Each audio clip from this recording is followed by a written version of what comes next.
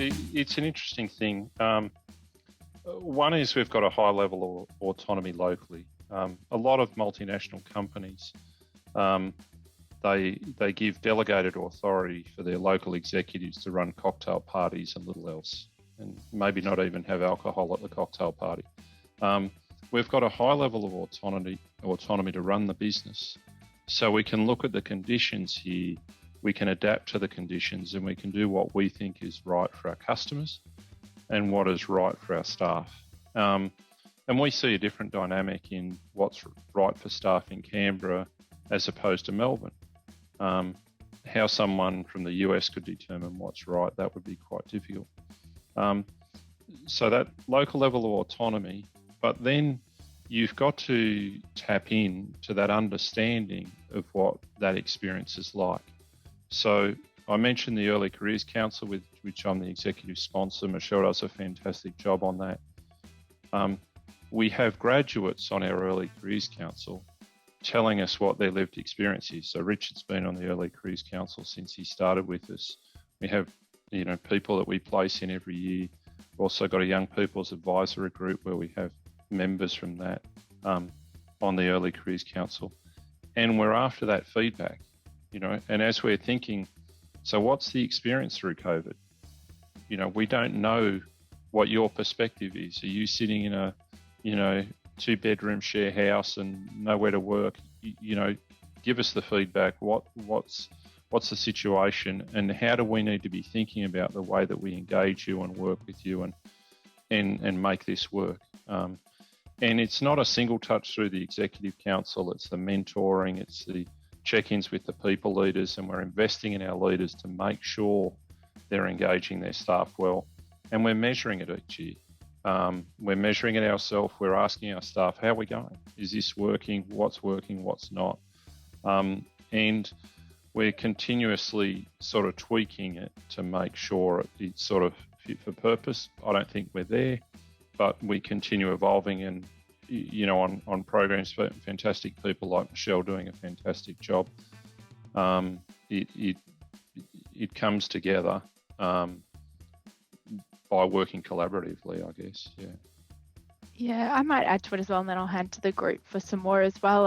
That was such a beautiful question, so thank you. And I think well done on you for looking at that as something that's really important.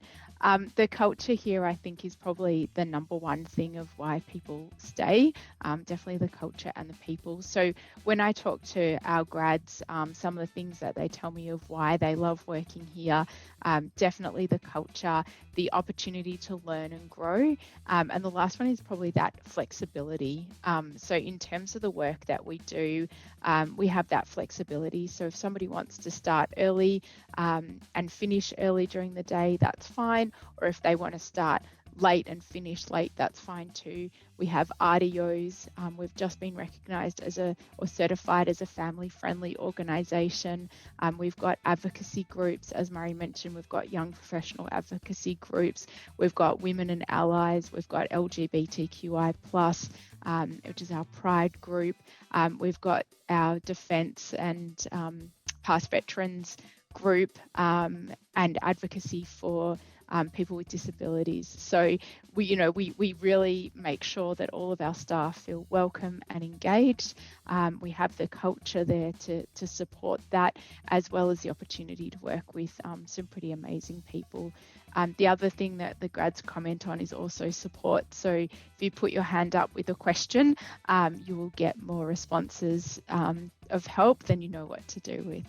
So I think that would probably be the reason. And I've been here 5 years. This is my longest job, which I probably shouldn't admit. So, because it's the place itself. Jared or Richard or Grace, did you want to add anything to that? Yeah, sure.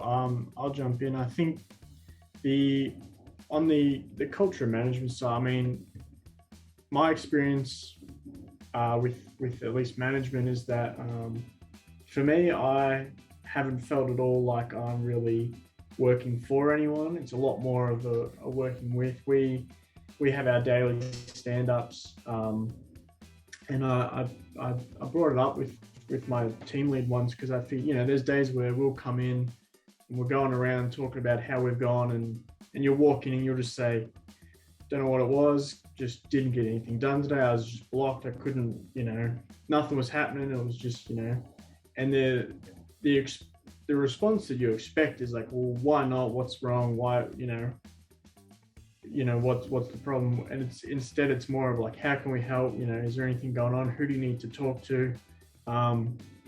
So the position of the management has always been, how do we assist you? Not what are you doing for us? It's always that two-way, which is good, because it just the quality of the work you can produce when you don't have that hanging over you, I've found has been so much better. And I think they've caught on to that and have really gone with it. So for me, that's just the kind of environment that I want to work in.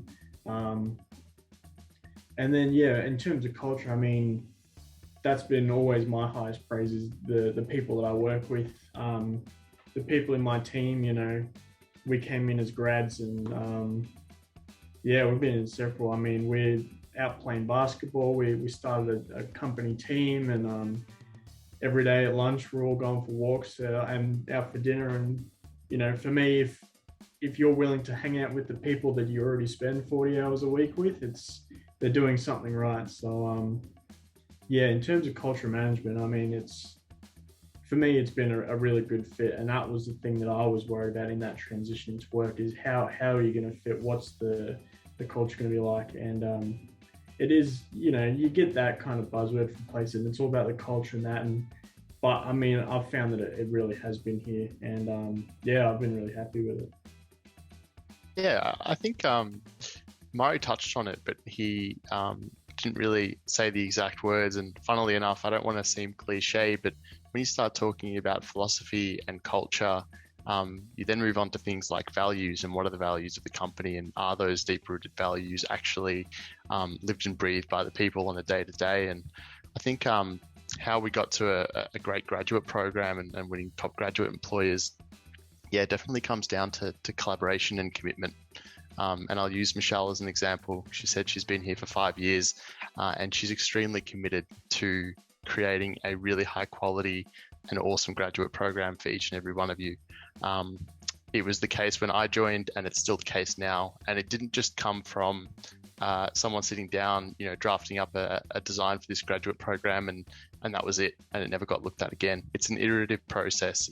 It requires commitment to keep fine tuning and really doing that. And then the collaboration side of it, tapping into different areas of the business and collaborating really as one giant team across the business to then deliver this experience to the graduates has been a big part of it as well. So that's kind of where the culture stems from, and that's the philosophy that we've got. I think I'll just reiterate exactly what everyone said. In a managerial perspective, I've never walked into a one-on-one with my manager where I felt stressed, which is my brain would almost trick myself and be like, why aren't you stressed? And it's like, well, because I know that I have a good relationship. If there was an issue, we would have already discussed it and it would have been made clear. But really, I'm just walking into like a coffee with a mate, which is so refreshing. And then on the culture side of it, I've been involved with the Women's and Allies Network and the Young Professionals Advocacy Group at Leidos. And the fact that can be part of my day-to-day, and I not only get to do a job that I love, but spend part of my time in this job investing in something important to me that is societally important is a really great opportunity. I know it's not the same in every job.